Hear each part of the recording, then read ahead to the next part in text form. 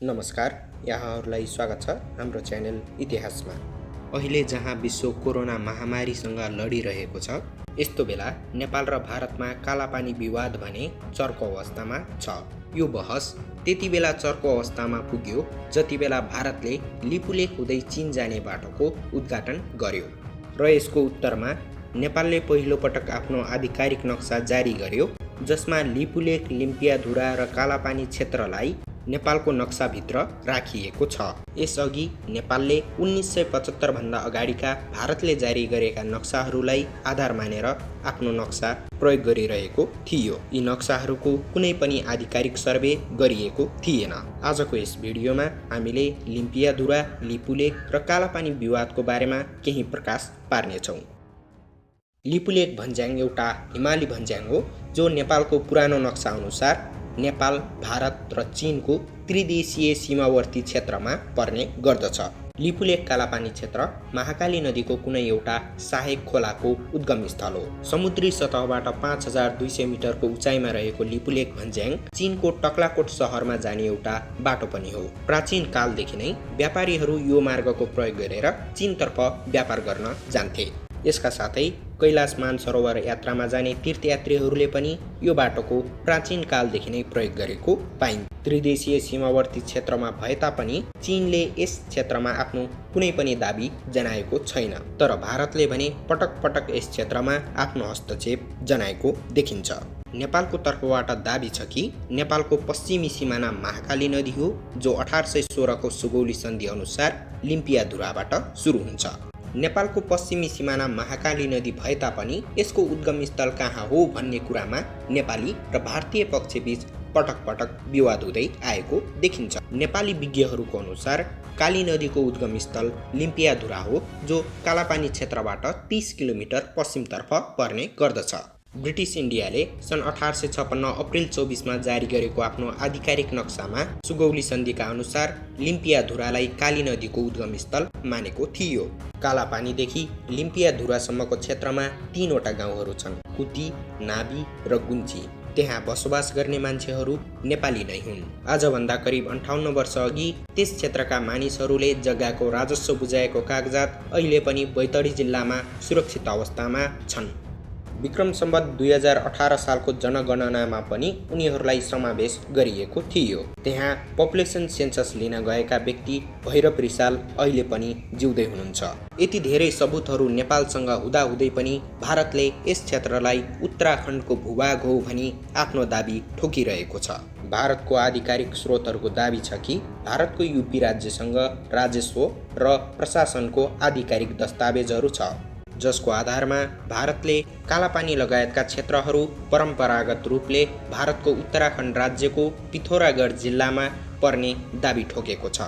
सन् 1998बाट भारतीय र नेपाली अधिकारीहरूको जोइन्ट टेक्निकल कमिटीले सीमा विवादको मुद्दाहरूको बारेमा छलफल गरिरहेको छ, तर यस क्षेत्रको बारेमा भने कुनै टुङ्गो लागेको छैन। अब कुरा गरौँ यस क्षेत्रको मुख्य विवादको कारण र ऐतिहासिक पृष्ठभूमिको बारेमा। 19औं शताब्दीको सुरुवाततिर राजा पृथ्वीनारायण शाहले सुरु गरेको नेपाल एकीकरण अभियानको सीमा विस्तार आफ्नो चरम अवस्थामा थियो।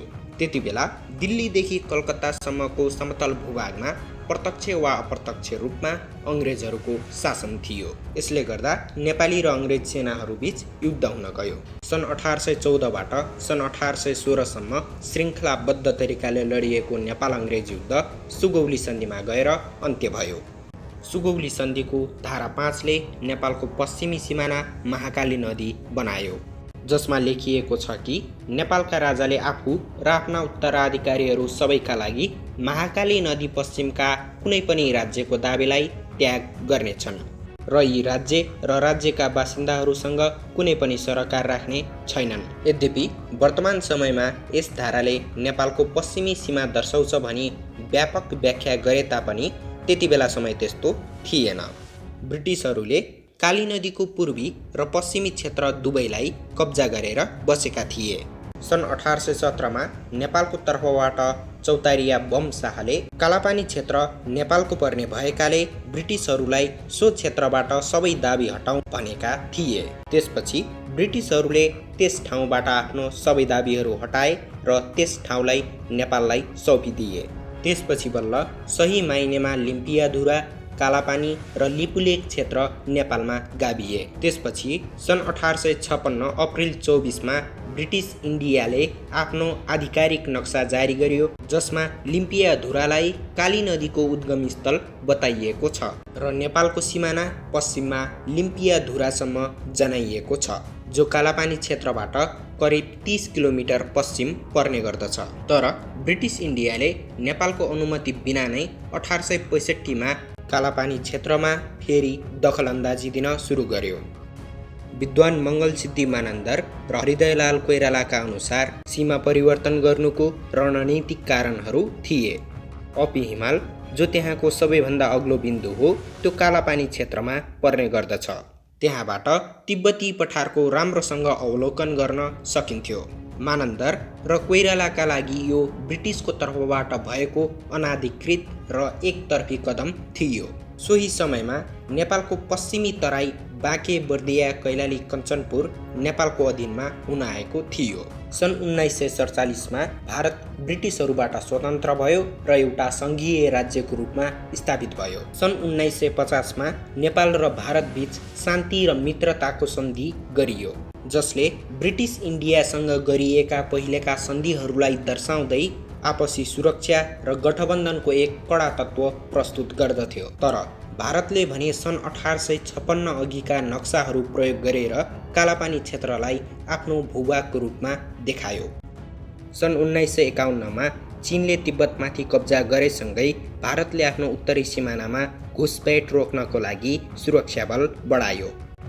सन् 1950बाटै भारतले नेपालको उत्तरी सीमाबाट पनि हमला हुन सक्ने भन्दै नेपालको उत्तरी बोर्डरमा पनि भारतीय सेना राख्न अनुमति माग्यो र त्यसपछि नेपाल र भारत गरेर करिब 75वटा भारतीय चेकपोस्टहरू नेपाल र भारतको उत्तरी बोर्डरमा तैनात गरियो, जस अन्तर्गत नेपालमा 17वटा भारतीय चेकपोस्टहरू थिए। त्यति बेलाको समयमा नेपालका राजा त्रिभुवन थिए। उनले राणाहरूलाई हटाएर नेपालमा आफू शक्तिमा आउनको लागि भारतको सहयोग लिएका थिए। त्यसैले उनले भारतको समर्थन गरे। सन् 1962 भारत चीन युद्धको क्रममा राजा महेन्द्रले लिपुलेक कालापानी क्षेत्रलाई भारतीय सेनालाई प्रयोग गर्न दिए। युद्ध सुरु हुनु अघि नै सन् 1954मा भारत र चीन बीच एउटा व्यापार सम्झौता पनि गरिएको थियो। यस सम्झौतामा लिपुलेक भन्ज्याङलाई भारत तिब्बत व्यापार मार्ग र तीर्थयात्राका लागि प्रयोग गरिने कुरा उल्लेख गरियो। तर यस सम्झौतामा भने नेपालको उल्लेख गरिएन। यसको साटो भारतले सन् 1956मा कालापानीमा एउटा पुलिस चौकीको स्थापना गर्यो, जसलाई सन् 1979मा भारत तिब्बत सीमा प्रहरीले प्रतिस्थापित गर्यो। सन् 1960 मार्च 20मा नेपाल र चीन बीच पनि एउटा सन्धि भएको थियो। यस सन्धि गर्दा प्रयोग गरिएको नक्सामा पनि लिम्पियाधुरालाई नै महाकाली नदीको उद्गम स्थल बताइएको छ। नेपाली भू सर्वेक्षणकर्ताहरूको अनुसार सन् 1961मा भारत चीन युद्ध हुनु अघि नै नेपालले कालापानी क्षेत्रमा जनगणना सर्वेक्षण गरेको थियो। सन् 1962मा त्यस क्षेत्रलाई राजा महेन्द्रले भारतीय सेनालाई युद्ध लड्नका लागि सुम्पिएका थिए। सन् 1969मा जब कीर्तिनिधि बिष्ट नेपालका प्रधानमन्त्री थिए, कूटनैतिक तवरले भारतले सीमा बन्द गर्ने धम्की दिँदा त्यति बेलाको सरकारले नेपालमा भएको सबै भारतीय चेकपोस्टहरू हटाउने निर्णय गर्यो। नेपालमा भएका बाँकी चेकपोस्टहरू त हटाइए, तर कालापानीको चेकपोस्ट छाडेर भने भारतीय सेनाहरू गएनन्।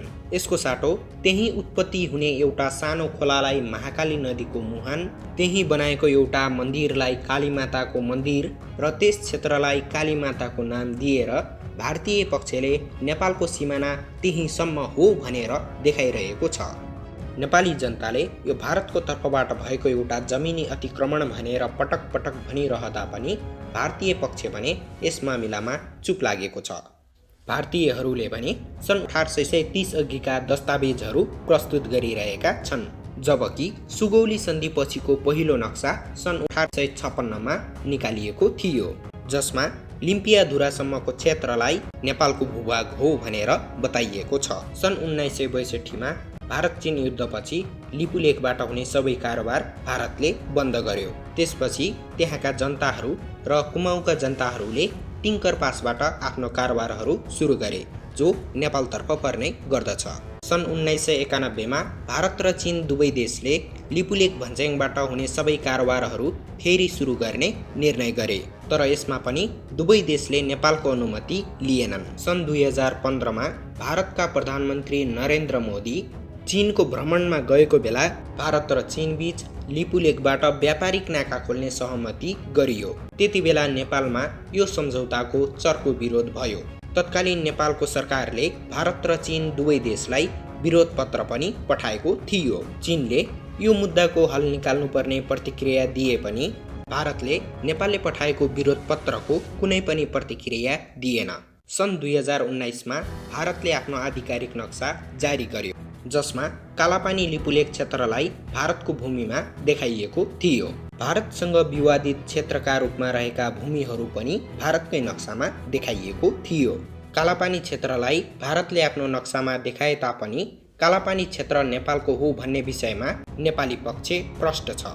त्यति बेलाको नेपाली सरकारले यस विषयमा आफूलाई थाहा नभएको र मिडियाबाट मात्र यो कुरा थाहा भयो भन्ने कुरा उल्लेख गरेको थियो।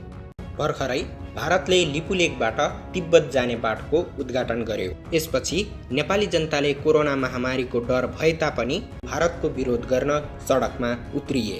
अब नेपालको सरकारमाथि ठुलो दबाब थियो।